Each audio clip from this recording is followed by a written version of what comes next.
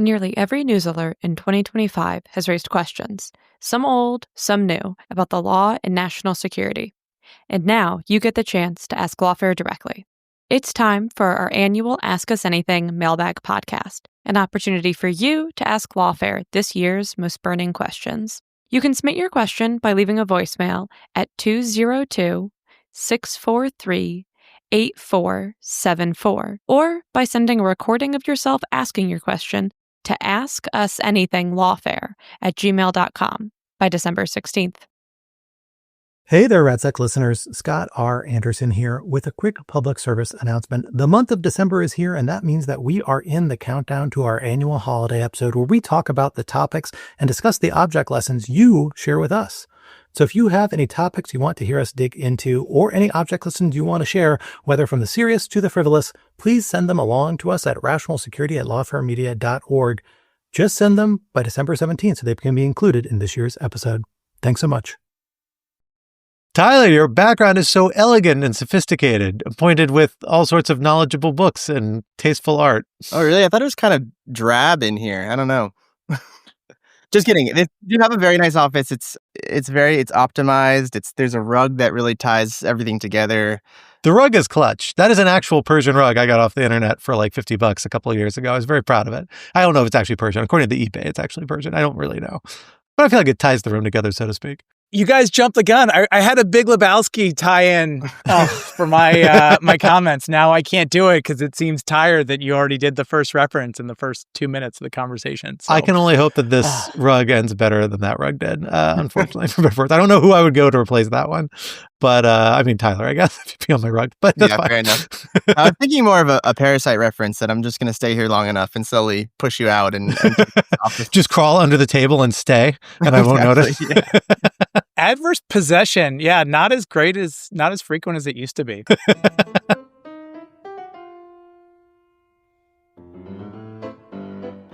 Hello, everyone, and welcome back to Rational Security. I am your host, Scott R. Anderson, thrilled to be back with you for the podcast where we invite you to join members of the Lawfare team as we try to make sense of the week's big national security news stories. I am thrilled to be joined by two said colleagues. First, we have, of course, returning for his umpteenth appearance. I don't really know at this point.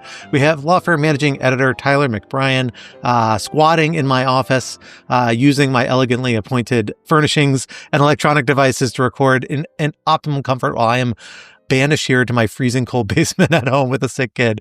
So Tyler, thank you for coming back on the podcast. I hope you enjoy the next hour more than I do. Oh, I will. I'm in your office. What could be bad? Looks so comfy. I miss it. Honestly, I do. And thrilled to be joined as well for another repeat appearance here on Rational Security. We have Lawfare contributing editor and general sanctions and economic policy maven, Alex Zerden. Alex, thank you for coming back on the podcast. It's been a while. We're excited to have you back on. Yeah, thanks so much for the invite. Excited to be back. Well, we have a lot that is in the news this week, a couple of stories we wanted to bump to the top, especially because we have Alex here to dig into some sanctions and economic policy angles and related stories to dig into. So let's go ahead and get started. Our first topic for today is finding the road to Damascus. Former dictator Bashar al-Assad fled Syria 1 year ago this week, bringing a precipitous end to the country's more than decade-long civil war. In the years since, has the country been able to make progress towards the optimistic future many hoped would follow Assad's ouster? And what obstacles still lie in its path? Topic 2, Civilizational Self-Confidence Scheme. The Trump administration has undergone the once-per-term statutorily mandated ritual of releasing its national security strategy. It claims an intent to stay the course on many key bipartisan pillars of U.S. foreign policy, but mixes in heavy doses of isolationism, ethnonationalism, and criticism of Europe for losing its quote-unquote civilizational self-confidence. How seriously should we take this document, and what does it tell us about the likely trajectory of U.S. foreign policy? And topic 3, I think we all saw this title coming, but I could not resist. A diamond in the rough? JP Morgan Chase CEO Jamie Dimon has announced a 10-year initiative to invest $1.5 trillion in U.S. companies critical to national security and economic resilience. I should say U.S. national security and economic resilience. Is this an attempt by Dimon to repair his sometimes frosty relationship with the Trump administration by complementing its America First strategy, or an initiative that more genuinely strikes at the intersection of market logic and U.S. national security? So for our first topic, Alex, I want to come to you first on this one. A year ago or so, I think a little less than a year ago, it's still at this point, you and I wrote a piece looking at what at the time in the aftermath of Assad's ouster was one of maybe 3 or 4 huge buckets of big problems that was facing the Syrian government, or at that point, it wasn't even really government, the post-Assad reality that Syrians were waking up to at the point where he left the country. And that's a reality that's more or less perseveres today. We have Western quadrant of the country more or less in control of what at one point was Hayat Tahrir al-Sham, al-Qaeda-affiliated terrorist group, now has been largely delisted, now integrated with certain other elements and forces to create a transitional government that's still more or less in place. We still have big swaths of the country that are controlled of the Syrian Democratic Forces, about, kind of the eastern third of the country, and big swaths of the country where the degree of control that anyone has over them is, I think, a little bit questionable at this point. So it's still a difficult reality, but we have seen that regime that set itself up really make huge strides in securing international legitimacy on everything from being delisted from most sanctions regimes, having a lot of the sanctions issues we flagged as being real concerns in that article about a year ago lifted and alleviated, which is what we more or less recommended at the time, as I recall. I think we were not that ambitious because we weren't sure that was realistic. But nonetheless, they appear to have done it, which is good. And things like, the really momentous, and frankly, for people who've worked on Syria policy and followed Syria as I have and other people have for years, like really kind of mind-blowing visit of the CENTCOM commander to Syria earlier this year in full dress whites, walking around with, the former head of HTS, a terrorist group. Pretty unreal stuff.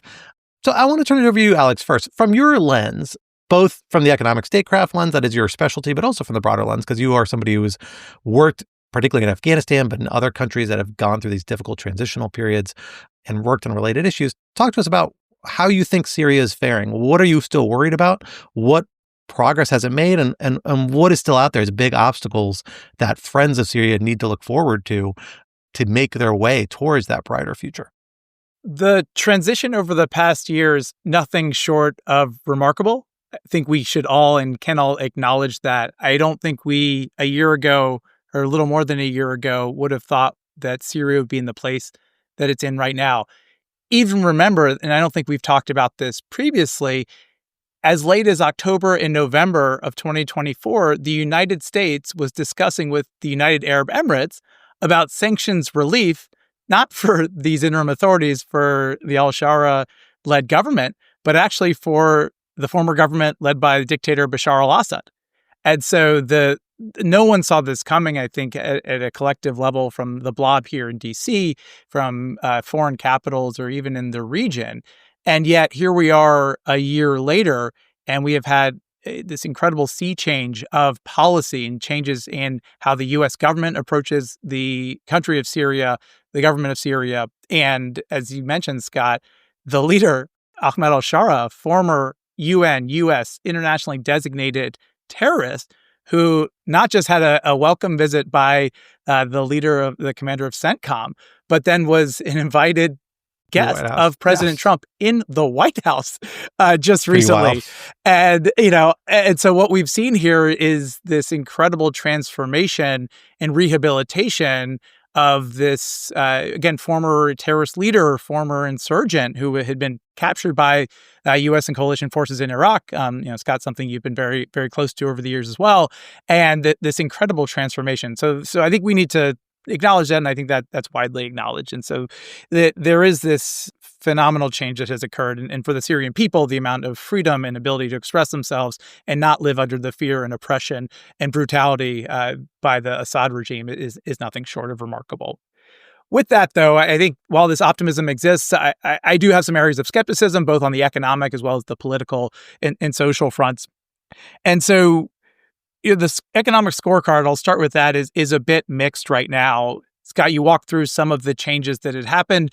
As we discussed previously, the restrictive economic measures, most notably sanctions, but export controls, foreign terrorist organization designation, state sponsorship of terrorism, finding the gray listing of Syria on the International Intergovernmental Financial Action Task Force list. There are all these prohibitions against interacting with Syria, its economy, and its government. Many of those, as you mentioned, have been lifted. I think there was a major transformation through President Trump's May 13th speech in Riyadh that fundamentally shifted U.S. government policy, broke this logjam that existed for about 6 months preceding the president's speech and transitioning from the Biden administration to the Trump administration about what the outlook would be for Syria.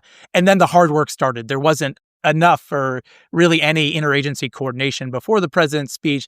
And since then, there's been really commendable catch up by the interagency from state, treasury, commerce, and the National Security Council to coordinate a whole of government strategy to withdraw some of these and many of these restrictive economic measures. So where we are right now, there was a executive order 14312 ending the national emergencies that gave rise to some but not all of the sanctions against Syria. There was some limited forbearance on economic export controls, so it's administered by the Commerce Department, that came through in September. And there was the removal of HTS as a foreign terrorist organization by Secretary Rubio in the State Department, which was a major step in July. And then, but we still have other things in place, most notably, and I think most presciently right now, the Caesar Act is a statutory scheme implemented by Congress in 2019, reauthorized last year in 2024 after the fall of the Assad regime, that imposes very harsh secondary sanctions against both Syria as well as those who interact with the Syrian economy. And now, under the current NDAA draft, there is a provision to actually rescind that, which is a major achievement for those who were supporting its rescission. I think some stakeholders and some factions within Syria, particularly the Druze and Alawite community, those who are concerned about potential backsliding by the al-Shara administration and have other various concerns, as well as some who are more sympathetic to a more decentralized, weaker Syrian state, and some within the kind of pro-Israel camp are also seeking to oppose the rescission of the Caesar Act. But there's a good chance it'll be voted on and move forward. So that's very major transformation that we've seen over the past just year and past several months on the economic front.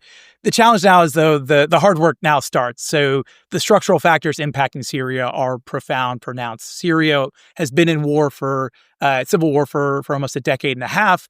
It's a very moribund economy. It really just was a conflict in war economy that was trading in large part off of Captagon, which is an amphetamine narcotic. And that was a major source of revenue for the Assad regime, including as well as foreign assistance from places like Russia and Iran. Those sources of funding have dried up. So you need to revamp an economy, you need to reinvest in infrastructure. Billions of dollars are needed to rehabilitate the country. There's still issues with power, with basic infrastructure, sanitation. And so there is the need for incredible rebuilding of the country. And the work is very, very preliminary on that, and not much has actually happened over the past year. In fact, though, I think the economic conditions in Syria really, people haven't seen it in a day-to-day level by most publicly available reporting. And actually, what we've seen is the transformation from a very consolidated Assad family, Assad regime, and crony economy, a kleptocratic regime. We're starting to see indications of a very closely held, centralized, tightly controlled economy and administration by President al-Shara. There's been public reporting, including a really good Reuters investigation earlier this summer, that his brother Hazem is actually, his older brother Hazem, is de facto controlling and running the economy and ensuring that significant industries, significant businesses have interest and control by either the al-Shara family or their associates. And so that's another aspect that has to be considered. On the positive side of the ledger, though, the World Bank, the IMF have done visits. There was a mid-level U.S. Treasury Department delegation as well to Syria this year. And so we have some of the support from international financial institutions, the international community, as well as private sector investments. Visa, MasterCard have expressed interest in signed memorandum of understanding. Binance, the cryptocurrency exchange, convicted by U.S. authorities, pled guilty by U.S. authorities in 2023 for various sanctions and money laundering related offenses, has also established a presence in the country. And so some positive indications about that economic rehabilitation are starting to take root as well. Yeah, that's super helpful. I mean, I haven't been following as closely these internal dynamics, but the whole time you were speaking, Alex, I kept thinking, like, if that's not complicated enough, if that's not enough of a set of challenges internally only, I mean, it's not like Syria is trying to rebuild in a very calm or boring neighborhood, if you want to put it that way. So Scott, I'm actually curious, if you've been following many of the regional dynamics, especially vis-a-vis Israel. I know in the early days of about a year ago, Israel was taking the opportunity to push their security border into farther afield now that the Assad regime was falling. But yeah, what is the current state of the regional dynamics that Syria is dealing with? Yeah, it is really complicated. I mean, you have to bear in mind the collapse of the Assad regime really was precipitated in a way that, as Alex said, I don't think anyone fully anticipated, including the people who did it, the Israelis, who pursued a super aggressive military campaign against Hezbollah in Lebanon.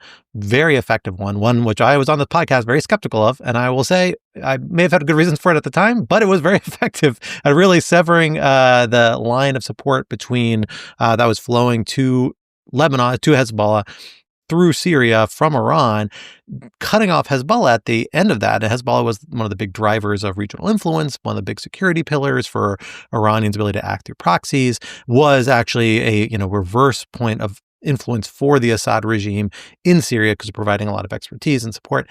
Gutting that, along with the being pressure on the direct military campaign against Iran itself, really has had just dramatic effects in Syria and does appear to be combined, probably, if we're being completely honest, with the fact that Russia has been focused on Ukraine for the last 3 years instead of Syria, where it really was quite active for many years prior to that during the first Trump administration and the very end of the Obama administration. It really was amazing to see this house of cards completely topple so quickly. But since then, it has been really challenging. I mean, I think you can kind of bundle the challenges in kind of 3 buckets, maybe 4 buckets. But one I think Alex has covered with the West is actually kind of ironically the new governments or the new regime, because they haven't officially been recognized and probably won't be anytime soon by any governments, as far as I'm aware. But the new regime, the former HTS-led regime, their best partners right now are the West. They're the United States, which seems to be poised to set up a military base in Syria and have a military presence there at the invitation of the current regime. Close allies in the West. That's why they've been driving a lot of this desanctioning, which is so essential to Syria rebuilding itself. Its biggest problem, though, have been its 2 closest geographic neighbors, at least 2 of its closest geographic neighbors, Israel and then Turkey. Israel has really been keeping up pressure on the Syria regime. Netanyahu is very open. He does not trust this regime a lick. Israel has actually occupied big stretches, not that big, but not minuscule, not de minimis stretches of southern Syria, creating essentially a new Golan Heights situation. Bear in mind, the Golan Heights, Israel effectively annexed during the first Trump administration, or at least officially finalized the annexation of. Now they've gotten control of another part of southern Syria, and they have hit the regime, or I should say, has struck Syria generally, I think something like 600 times, according to some counts I've seen in the media, since al-Assad took power.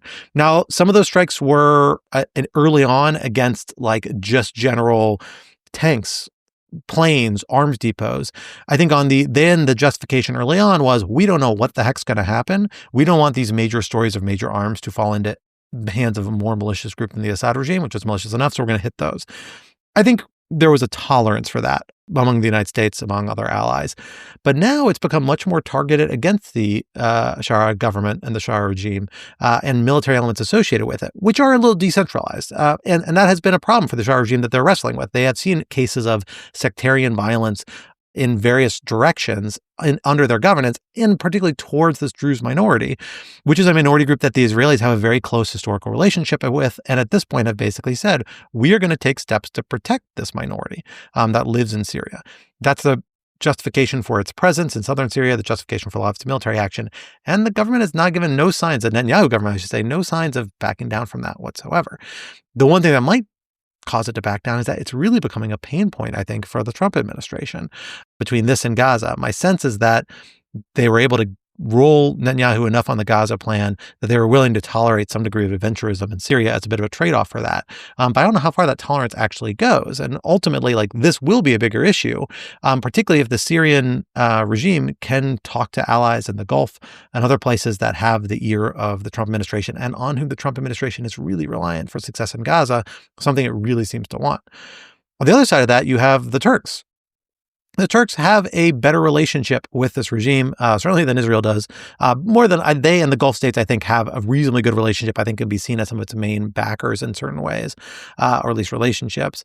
But there you have this challenge of you have this SDF component, the Syrian Democratic Forces, which is essentially the other Syrian state. They have been a largely autonomous part of Syria, in control of big swaths of Syria, that they want to maintain substantial autonomy for. And we've seen a lot of negotiations, and so far both sides are verbally committed to the idea that we're still one country and we're going to find a way to join into one framework. But that level of autonomy the SDF wants is a real point of contention with the Turks, who view the SDF as an extension of their own domestic Kurdish insurgency. The SDF is primarily based in kind of the Kurdish population of the country, and therefore is not really willing or interested in tolerating that much support from them. And so that's going to put a lot of pressure potentially on the SDF, but also on the HTS regime to say, okay, how do we actually bridge this gap? How do we get SDF the autonomy it needs, autonomy it wants, so we can bring them into some sort of confederation structure, but without going too far across the line in a way that Turkey's not going to accept. And it's not clear that Damascus, the new government there, the unity government, really wants to accept too much SDF autonomy either.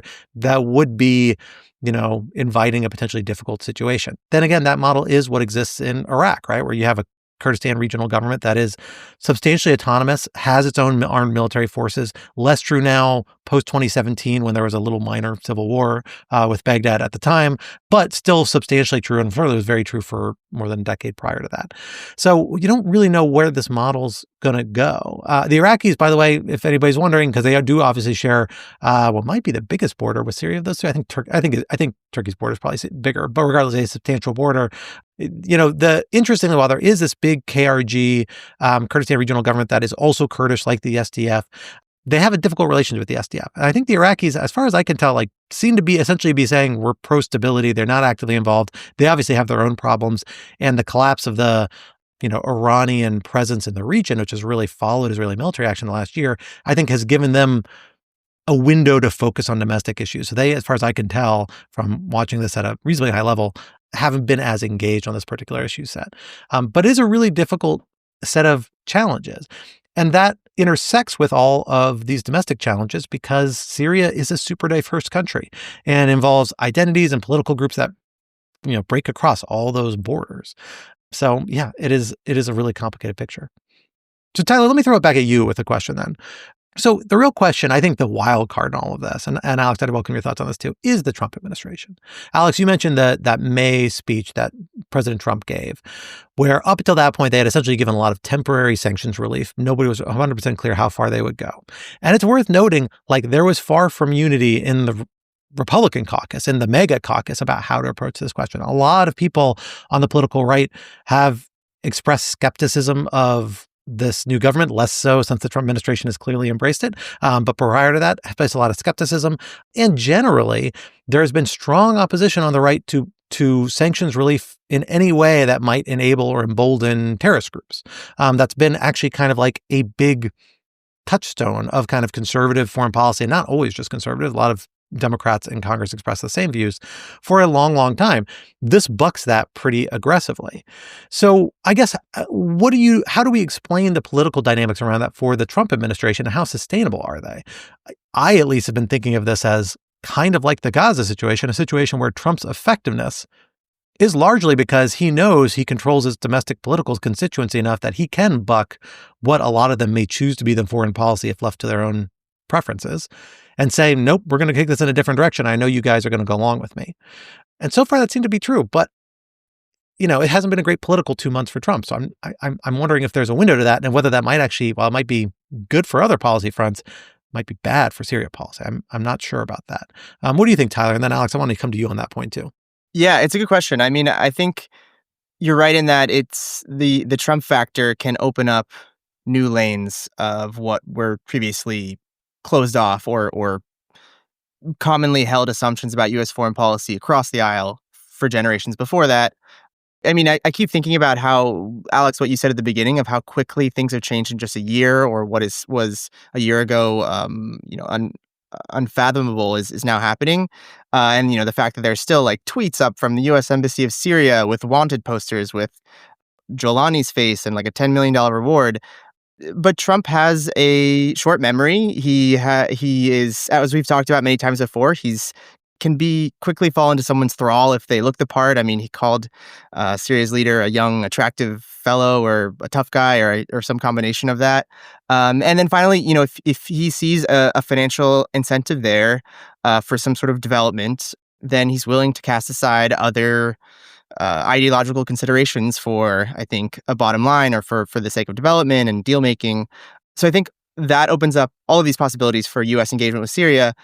But all of that is premised on, like you were saying, Trump's capital. And it was, I think, extremely strong for most of the year among his base, but maybe waning due to domestic issues. We see him now, for the first time in a long time, I think, giving a speech this week in Pennsylvania to address domestic economic issues, which some see as a sign that he's been, off on his own adventures, neglecting the home front.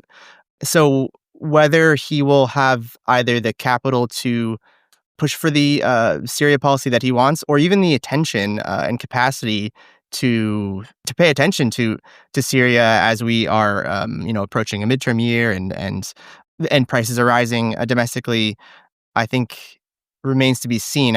I'm not sure. Alex, I'd be curious your thoughts as well.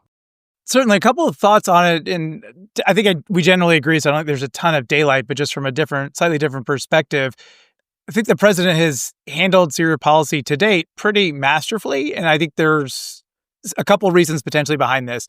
One, there wasn't a huge Syria constituency. I think, over the past several years, there were some members of Congress in particular who cared a lot about it, and particularly we saw with the renewal of the Caesar Act law in 2024, again, after the Assad regime fell.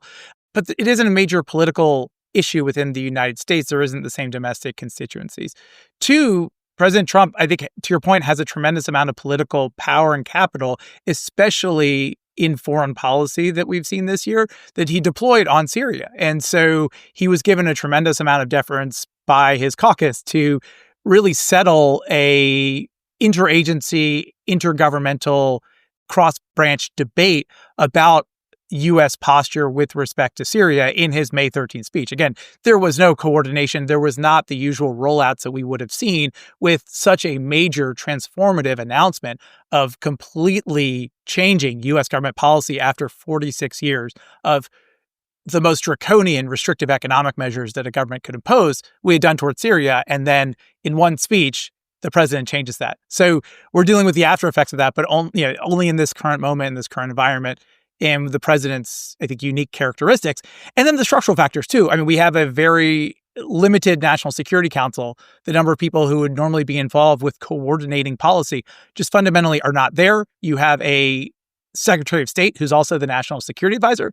And then personality politics as well. You have Ambassador Barak in Turkey, who was appointed the special envoy from Syria, has, it seems from all accounts, an outsized interest in this issue set, both within Lebanon and Syria, and has been doggedly involved in the engagement with al-Shara and in this portfolio. So there's a confluence of very unique circumstances that I think inform how the Trump administration has, and President Trump personally, has engaged with Syria to date. The issues will be what happens if there is backsliding, if there is greater political strife within Syria, if these economic gains have not been achieved in relatively short order. What then? And what is the policy? What is the strategy? What is the attention span of both the president himself personally, as well as his national security team? Yeah, I wanted to throw even one more thing that I wanted to mention earlier about what we thought was possible versus not a year ago. I mean, a year ago, the thought of true accountability for the Assad regime in terms of their torture regime, the extent of the prison system, the detentions. But now, a year later, not only is it possible, there was recently another trove of documents, I believe, obtained by a German investigative reporting outlet, but has been reported in the English press, in the Washington Post, of just, I think, thousands of photos of Syrians who were detained, tortured, killed by the Assad regime. So in thinking about all of these, all of the things on the agenda, I think transitional justice also needs to be there. There were a lot of prosecutions, I believe, in years past in Germany, perhaps Belgium under universal jurisdiction, but true accountability in Syria seems to be necessary for the country to move on. And again, there's just such this confluence of priorities and factors that it's a challenging situation. Well, and this really underscores, I think, a little bit of the difficult position the Trump administration has put itself in, because lifting sanctions definitely requires political will. I think there's a lot of credit for that, particularly, frankly, again, for the president, where his constituency, I think, probably includes elements of Congress and other places that are going to be loudest opposing that, but haven't been because he has unique political influence over them. That, again, may or may not be sustainable in the near future, but at least for the moment, last year has been in place. But in a way, that's the easy step.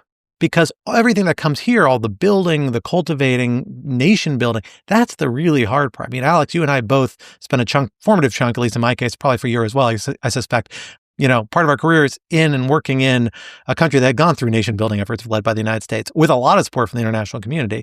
And they were, at least in my experience, I will say, flawed enterprises in lots and millions of ways, but also made some progress on a lot of fronts that were really important, but they're expensive. They take a lot of political will. They take a lot of people. And we've seen, again, USAID, the agency that inherited a lot of capacity in this regard, and a lot of the regards you want here really get slashed. Every other agency with specialty in this ability is under immense pressure, personnel-wise, expertise-wise, funding-wise, from this administration. They have really substantially trimmed their toolkit they have to use in situations like this in a way that's, I fear, is really going to bite them in the end. Now, maybe there's enough European partners and others who can step in, interested in do this. Maybe the Gulf states can step in. Maybe there's enough of an international community active through the United Nations, what have you. There may be other people who can step in and help do that. So maybe they'll even be able to do it better. Again, because I don't think the U.S. efforts were perfect by any stretch of the imagination. But U.S. leadership can make a difference in here. And just as in Gaza, where we're seeing U.S. really play a central and important role, and then facing a lot of challenges because it just doesn't have the toolkit it might want that it had, frankly, a year ago, I think we're about to see the same thing in Syria. That's going to be a little difficult. Yeah, I'm just really concerned about this prioritization question. I think we're looking at it from very similar angles in that, yes, Syria is going to require a lot, and Gaza, and Sudan, and Ukraine. And so if we're speaking of key constituencies, alternatives, such as the European Union, UK in one level, and then the Gulf partners in another, their priorities are stretched incredibly thin. And so I don't think that Syria will rank above those really priorities in the long term. And there's enough attention by the Trump administration to sustain engagement in Syria over the medium term, which is absolutely necessary. We've got World Bank reports, UN reporting about the incredible need. We're talking, so the World Bank put out a really worthwhile and I think very credible report. The cost of reconstruction is going to be at least $240 billion with a B dollars. That is nearly 10 times the current GDP of Syria under more, I think, favorable scenarios about their current economic outputs. And so that's going to require just incredible amount of money. And I don't know how that will compare with again, Gaza, Sudan, Ukraine in particular as well. Well, and that ties into one of the big domestic sticking points that it's worth bearing in mind in Syria, which is access to Syria's natural resources. Because one of the reasons why the SDF still has so much influence, is still such a kind of going concern, is because they control the oil wealth, a substantial portion of it. And why do they control the oil wealth? In part, it's because U.S. troops have been helping them maintain it. Initially against the Islamic State, that was the original logic of having those troops do it. But President Trump, quite expressly, that was actually why he was dissuaded from withdrawing those troops from Syria twice during his first term. At least according to him, he said it was because, well, they're there to protect the oil wealth. And it seems like that's the justification mechanism. So, that is a big bargaining point the United States has in this, but could be a really painful, difficult one to deal with. And it seems like the time is coming. We know the Trump administration has reduced the U.S. military presence in the rest of Syria, not dealing in Damascus and other areas, dealing with the new government there. But in the rest of Syria, they've more than halved it, or at least stated an intent to do so. It was about 2,000 at the end of the Biden administration. They've said, we're going to try and get it under 1,000 by the end of the year. I don't know if they're there yet or not. If they want to reduce military commitments, which Trump seems like he's wanted to do for a decade, and this oil wealth is a sticking point to national unity, well, but is the SDF really going to give it up? And if not, you need a lot of sustained, engaged diplomacy to try and bring these two sides together, I fear. And I don't know who's in a position to do that and whether you get there. So lots of flashpoints and difficult points. All around an incredibly optimistic story. I was speaking this past weekend with some former colleagues of mine at a holiday party who worked on Syria policy for years, who are Syrian American, had gotten to take their family there in the past year and visit family I don't think they'd seen in for a very, very long time. It's amazing. It's something I think everybody has to hope for the best for Syrians who've been through so much. But it's not an easy road even from here. So something we all have to keep an eye on. With that question of what the Trump administration strategy is, let us go to the bigger picture of what is the Trump administration strategy, period, or question mark, I guess it is. It's a question. And now we have an answer because Congress has required for the last many years, actually not sure how long the tradition has been in place, that every presidential term, every president during each of their terms in office has to produce a national security strategy, a document that says, here is our strategy for securing U.S. national security. I think there are some more specific requirements. I actually wanted to dig up the statute that lays it out, then I have to go find it. The Trump administration did so relatively ahead of schedule. I think the Biden administration took all the way till 2022 or 23 to finally release their strategy, and they're not alone in that. But it is a very odd document. It begins, I should say, interestingly, as kind of a series of questions and kind of addressing, I guess, the methodological question about how one conceives of what is national security and strategy and how one should approach it. And then finally, about halfway through, gets into a national security strategy that itself is very interesting and unorthodox in a lot of different ways. I definitely have some ways that jumped out at me, but I don't want to jump right into those. I want to hear from you guys. Tyler, let me start with you. What really jumped out at you from this national security strategy as a real point of interest, whether in the specifics or in kind of the meta level at which these things exist and influence, national politics? Yeah, I mean, all the way down. There has been a lot of ink spilled already about how weird it is, not only in content, but also form. And it was, like you said, it starts with these questions of what is, I almost expected it to start like Merriam-Webster's dictionary defines strategy as, because I had that thought. I was like, man, this is so term paper. Exactly. It was like I've got a lot of filler. Yeah. I don't know if they thought that Congress statutorily requires a word count or a page count, or if they were trying to, anyway. But like, it was surprising and it wasn't. And it wasn't surprising in a way that a lot of what is said in here, we've heard Trump administration officials saying since January or before. I think what is shocking is that just seeing it in, with the national security strategy cover page. But there's so much that we can dig into, but I want to zero in on one thing that actually Lawfare editor-in-chief Ben Wittes pointed out in his column yesterday, which is the line, which was very definitively said, let me just make sure I get it right, that basically border security is the primary element of national security, which I thought was quite bracing to read that. If you recall, all the way back in February, I think it was Vice President J.D. Vance was speaking at CPAC and said much the same for both Europe and the U.S., that mass migration is the biggest existential threat, it's the biggest national security threat, et cetera. And so that in itself is enough to give you pause. But that coupled with this, what I read as this great replacement theory inflected language of civilizational collapse and the threat that migration has on civilizational collapse, and tying that to national security, it gets into this sort of blood and soil territory that I don't feel great about.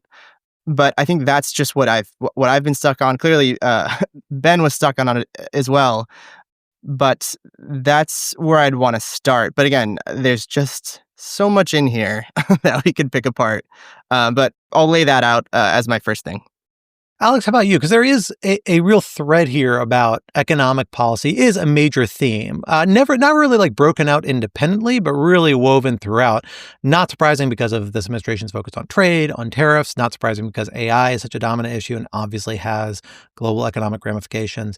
But I'm curious what jumps out at you, particularly from your issue set. I mean, what is good, bad, ugly, unusual about this strategy and what it seems to be saying in these areas?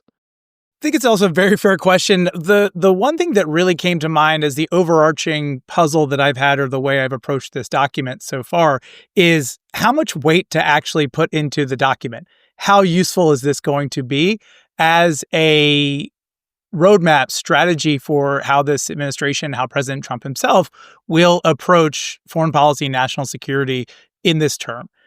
And I asked that because, Scott, you raised a great point about the role of economics. It is injected throughout this document. And I think just one example that was just so acute even this week, I think makes a very fine point of it. So there are about 4 pages about economic competition with China and how we're going to need to work both unilaterally, but especially multilaterally with allies and partners, treaty allies and partners. This is the exact language from the strategy to counter China and to provide alternatives and alternative economic designs and create increased economic cooperation to counter China. That's the gist of it. And then this same week, the president just announced a major deal to sell H200 NVIDIA chips to China, which will give a technological advantage to China in a way that has been widely, thought there was a bipartisan consensus about this issue set, but there is an economic driver. The president touted the economic benefits, the revenue generated as the sole animating or as the animating purpose for this. And I think it just really lays bare the tensions with how much to read into this document as anything that is durable versus what we've all seen with our own eyes for the past year about the transactional nature and the very idiosyncratic nature, and I say that very neutrally, about how the president approaches these issues and how he directs his administration to approach these issues. And so I'm left with more questions than answers. We talk about the questions of the introduction to the document, but was this document fully read by the president? Is this something that how is this going to be used going forward? And how is this being delegated and instructed to departments and agencies, to political appointees to effect? Or is this one of many other guidance and reference documents that will be inform how this administration approaches foreign policy, national security?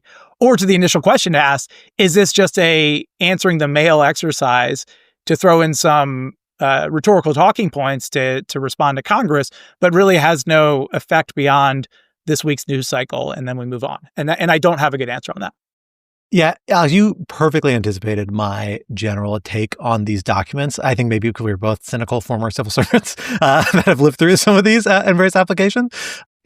I think these documents are really interesting artifacts because they give a hint of how the people who write them view the world. And you don't always know who writes them. That's what's actually really interesting about it. And that's actually, I think, a big question of this one. The Biden one, we knew was Jake Sullivan. There was really clear reporting about it. Like, he was directly involved. Part of the reason it took so long, he's a very busy guy. And maybe that's a good reason National Security Advisor shouldn't be that directly involved in writing what is essentially a book report.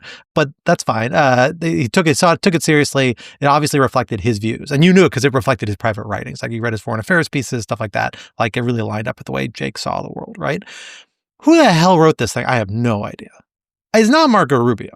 I will tell you that right now. Parts of this are very Marco Rubio. The fact that the Western Hemisphere is priority number one, that's a real Marco Rubio sort of vibe. I don't know if you're sure he would necessarily it's absolutely number one above all, but as a region he really cares about, he's engaged in. I think a lot of elements there really do follow policies that he's supportive of. Other elements throughout. I mean, in some ways it signals relative stability on Taiwan, although much more caged about what the U.S. interests are there, much more about actual economic interests that are fleeting, not about commonality of democratic values, which is something that most administrations have emphasized. It signals kind of stability on Ukraine, but very passing stability in Ukraine. Clearly is saying, we need to get peace there, and that's the main driver, not necessarily defending Ukraine from Russian aggression. But all those little continuity points, they're all caveated with so much complete weirdness. The part that really jumps out at me, and internal tensions, incompatibilities, the part that really jumps out at me is that the document spends so much time talking about sovereignty and the importance of sovereignty, and that we're going to defer to other countries. And they say we believe in regional balance of power. Countries shouldn't dictate to each other. And then it spends the entire Europe section talking about, again, this quote, civilizational self-confidence, the fact that Europe lacks civilizational self-confidence. And then they say we need to support governments in European countries that reinforce the civilizational self-confidence of Europe. So which we all take to be right-wing parties in Germany and elsewhere. And by the way, Europe is rapidly becoming less European, and that means they may not be as interested in NATO and other stuff in the near future. What does that mean exactly? Well, it means they're not going to be less white, which isn't usually the identity most people bring to national identities alone. But clearly that's what they think is the driving of the NATO alliance, which I'm sure Turkey will be surprised to hear. But regardless, it's really, really a bizarre document with a lot of incompatibilities. But the thing that really jumped out at me And I'd be curious if you all picked up on this, because I think it actually really is indicative of whatever community is that actually got to write this thing, where the center of gravity is in the Trump world, is there's three words, I should say, that don't appear in this document once, or no iteration or kind of mutation of them, that was central. It was literally in dozens of times in the Biden national security strategy and in the first Trump administration national security strategy. That's major power competition. They literally don't say it once. Twice they reference superpower competition, which is a very funny thing to say because it makes me think of Spider-Man and Superman dueling it out in the Middle East section about what has happened in the past, not about a reality that's with us today. Instead, it talks about, we need to have regional balance of power and that it's inevitable powerful countries will want to have influence and will have outsized influence, and we all just need to accept that. But the real question is to get a balance of power within regions, within things. To me, it reads a lot like spheres of influence, which is really, really compelling. Remember, the defining strategy of the Biden administration and of the first Trump administration was Russia and China are trying to change the global order, and we need to contest that and maintain the global order remains rules-based and one where all of us and our allies are on the same page. The first Trump administration actually was really strong on that. It was really vocal about that, although it was, again, completely ignored by the first Trump administration in terms of actual policy. So a good example about why these things may ultimately be meaningless. This completely moves away from that. And that's really telling you about a whole really different worldview than what has steered U.S. policy for the last, several years, I think, decade really at this point, if not longer. And it's a viewpoint that a lot of people think is dead or wrong because they think major power competition is a reality and one we have to confront, not one you can count on being able to carve out different respective corners of the world to manage. But it makes a lot of sense for a Trump administration that cares about stuff at home, because what are its top priorities? Western Hemisphere, immigration, trade. It's all stuff that matters at the home front, and that's really what they're emphasizing here. Again, I don't know if Marco Rubio necessarily buys that. I don't know if J.D. Vance does, but I think this does say is that there's enough people in the orbit around the president and that have input into the president, particularly in this administration where the president is so personally central, that they knew they had to give them those people a bone to get this across the president's desk and with his signature, and to get them bought into their general leadership of the foreign policy apparatus. And these are the bones they threw them. That's kind of indicative and maybe a little concerning, again, depending on how you feel about these things. Yeah, I mean, speaking of who else maybe didn't write it, I mean, I've seen some people speculating that Elbridge Colby has been sidelined in this writing effort because the focus mostly is on the Trump corollary to the Monroe Doctrine, so the Western Hemisphere, a lot of focus on Europe. But vis-a-vis Asia, there is a focus on avoiding direct confrontation with China, economic stakes. That's about it. There isn't this same, pivot to Asia focus. There isn't the same, China watchers were clearly not really foregrounded in the drafting of this, including someone like an Elbridge Colby. And so I think it's almost more interesting to ask, who didn't write this? Who's seemingly maybe on the outs ideologically within Trump's inner circle. What's really interesting in the Asia section, actually, if you look at it, is that the other thing it doesn't say in here, it never names Asian allies. It doesn't talk about the Philippines and Japan. It talks about Taiwan. It does mention Taiwan. Hard to avoid that one. And then it talks about the first, second, and third island chains. This was like a concept, I think, going back to John Foster Dulles, if I recall correctly, about how to set up basing arrangements in the Pacific to provide essentially concentric rings from, at the time, then perceived communist aggression coming out of communist China and the Soviet Union, who were seen as being on the same page at that point. It's this very geostrategy chessboard vocabulary, which is so weird in a public-facing document that talks about the importance of the alliances that you don't name the allies. It's just such an odd document. The chapters just don't line up. So it is like a weird coterie of authors who have input into this thing. And I do think that's a sign that it's one of these consensus documents that everybody was getting a slice of for maybe instrumental reasons, not that it really holds together in a way that we're supposed to be taken too seriously, except insofar as it reflects the thinking of the people behind it.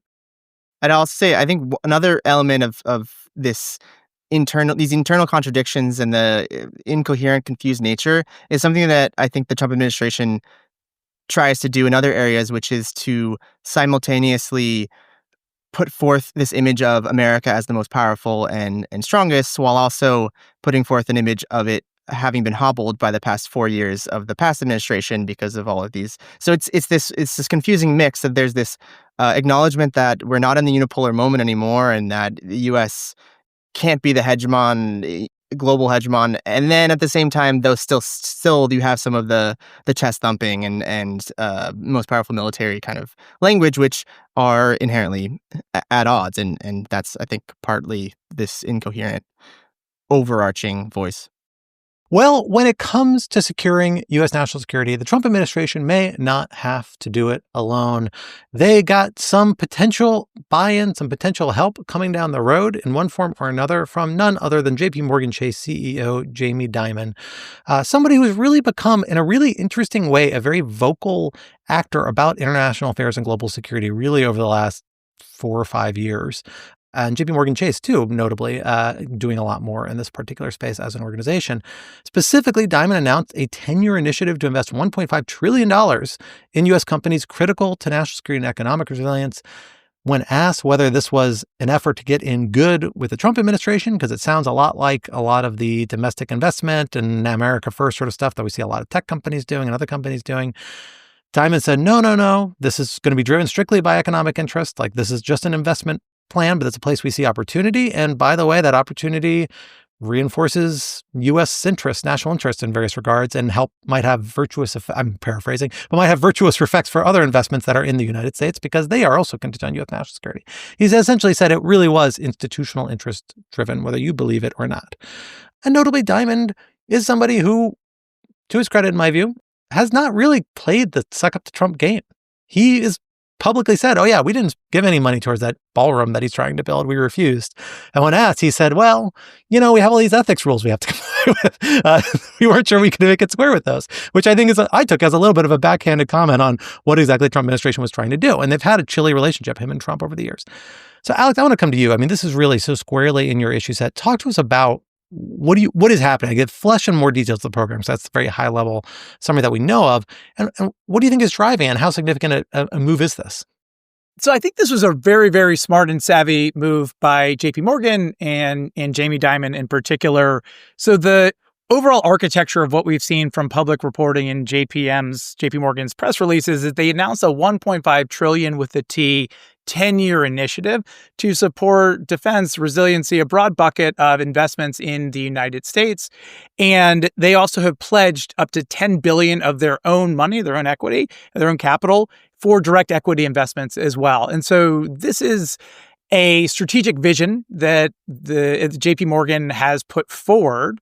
And what made news, so that was announced actually in October. So this isn't the newsiest part of it. What was most interesting this week in particular was the creation of a board of incredibly senior former U.S. government officials, as well as business people, including Jeff Bezos and a former Berkshire Hathaway acolyte of Warren Buffett, to take a more sustained role and an advisory role, and then with the Buffett acolyte, actually a management role in this fund and in this initiative. So they brought in former Secretary Robert Gates. They brought in former Secretary Condoleezza Rice, former Speaker of the House Paul Ryan, again, Jeff Bezos, and really a who's who of American capitalism and American public policy, defense, national security to inform how they're going to approach it. So I think it's a very smart move, both for the announcement of this initiative that is very consistent with the Trump administration's, 1, focus on large, shiny announcements,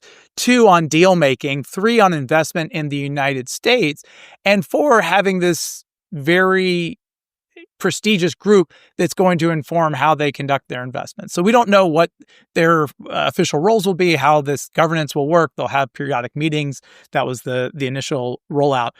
But this is a major marker that JP Morgan has put forward to distinguish itself and I think raise the bar from other leading U.S. financial institutions, other industrial players in this element. So we did see in the national security strategy about the importance of domestic revitalization, particularly industrial revitalization, the criticality of revamping the U.S. defense industrial base, and as part of that, the broader industrial base, which is a necessary requirement for it. And so I think this is an important and very savvy announcement by JPM. So we'll see. And then they've made at least one small investment, about $75 million deal to take a stake in a mining company called Perpetua Resources in Idaho. And so for focusing on a critical mineral called antimony. So that's what we know so far. I don't have too much to say on this, but what I'm not going to do is suggest that this is a distraction from the House subpoena for Epstein documents. I would never suggest such a thing. But Scott, I'm curious your take on this. Yeah, I think it's a really interesting development. I mean, I think Diamond has a lot of credibility in this space. And look, the people he's putting on this board, they're not Trump people. They're not the people Trump would choose to put on here. I read this much more as an effort to have like a kind of more conventional, counterweight's not quite right, but a more conventional alternative center of influence in this space to say, we're going to lead this initiative. We're going to steer what we think is key to U.S. national security. That's probably going to overlap with a lot what this administration believes, probably going to overlap a lot with what the Biden administration believes too, whatever any future Democratic administration will believe too. There is more consensus around that than typical partisan politics will usually acknowledge, particularly when you're talking about like core infrastructure elements of it, right? Like critical minerals, critical infrastructure, like people get what that is. And there is a need, everybody agrees there's a need for investment here. But like it is really giving those other people maybe a little bit of a seat at the table in an interesting way. Like this sort of big top-down driver could be really influential. And you think about like when people are catering for influence or companies are catering for influence or seeking investment, if they're really the people driving this are the Trump administration and people ideologically associated with the Trump administration, that's going to lead to like one particular perspective, angle, and set of investments. And this seems inclined to counterweight that with what I think is probably best described as a more conventional right of center internationalist sort of perspective, at least based off the people we know who are involved so far. And I think they're not alone in that effort. I mean, that in some ways, that's kind of how you can frame what Bezos is trying to do with the Washington Post editorial page in a very clumsy and ham-handed and frankly not very effective way. Or I shouldn't say maybe Bezos not individually, but the people he's put in charge of the Washington Post. Because, what's the whole idea there? We're going to try and recenter. We're going to talk about markets and individual liberty, which sounds like it's shifting over to a kind of right of center Trump-oriented editorial board. And in a way, it has shifted in that sort of direction. You've had people like Mark Thies in their columnists saying expressly, oh yeah, we're a right-wing editorial board now. But it's a different sort of right wing. It's not the sort of right wing that's really mega-y right wing. It's a more conventional right wing. That's, again, markets, individual liberty, and in the case of a lot of people involved with here, a sense of like U.S. internationalism. So that's interesting. I think it's really interesting to see that sort of effort. And it is, I think, in some ways a sign that there is a desire in certain circles to see that sort of counterweight to the mega influence. It's telling that's not coming in the political realm. Like this isn't members of Congress. Instead, it's like industry. But it also kind of makes sense to a certain extent. They have like the most independent weight. And, right now, particularly, shortly after a presidential election still and leading up to another election, like Republican politicians, they're not going to see as much lane to break out and do something independent of the administration. In little ways they might, but not in like big ways. So industry is where it kind of has to start. So yeah, I think it's really interesting and could be a kind of significant development. I'm just kind of curious where they end up, what they kind of start doing to differentiate themselves and what the impact of having a big player in this space, if it really is as active and well-funded as it intends to be, how much of a counterweight that might actually be. I'm genuinely curious. Alex, I don't know if you have a sense of that. Yeah, so I think one other way to look at this, though, is also if what you're saying is correct, then this is a way to kind of pre-butt any pressure from the Trump administration to take other actions that may be less 100%. Tolerable or less palatable to the bank. And so here, they're putting down a marker saying we're already committing to this general proposition that's consistent again with the new national security strategy that came out after this announcement, but the general gist of what the Trump administration has been doing in terms of domestic investment, in terms of greater public investment in private markets. I mean, what do we see this year? We saw the government convert a grant to Intel into an equity stake and have very deliberate ownership in a major publicly traded company, and it's done very well for them this year. And we saw investment in MP Materials, a mining company out west. We've seen greater use of government in the free market, capitalist market. And so I think this also allows the bank itself to create more space that it doesn't get pulled in inadvertently or by the Trump administration. They can point to this initiative, and there are things that may flow through it eventually that are more aligned with the Trump administration's outlook and priorities. However, they've already created an independent basis. Or they could say, look, we would love to do that, but we're already committed on these other initiatives that are aligned with what you want to do. And so it gives them, again, more flexibility, more space to operate. So I see that as well.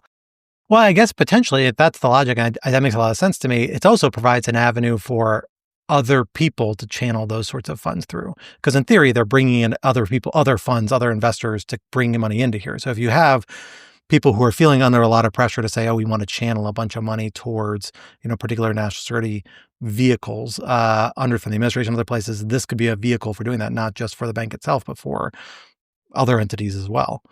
Yeah, really interesting. Well, folks, we are about at time this week, but this would not be Rational Security if we did not leave with some object lessons to ponder over in the week to come. Tyler, what did you bring for us this week?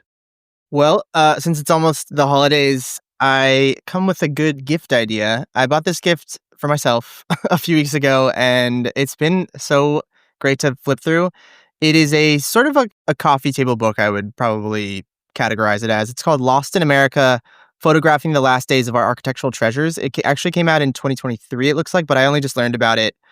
Basically, it's this amazing book of the archive of the Historic American Building Survey, which is a much larger archive of just documenting America's architectural heritage, which in itself is amazing. But this book specifically focuses on every single photo in here is no longer standing. So it's all buildings from small, beautiful old homes to the original Penn Station, which is a huge tragedy that it's gone, and everything in between.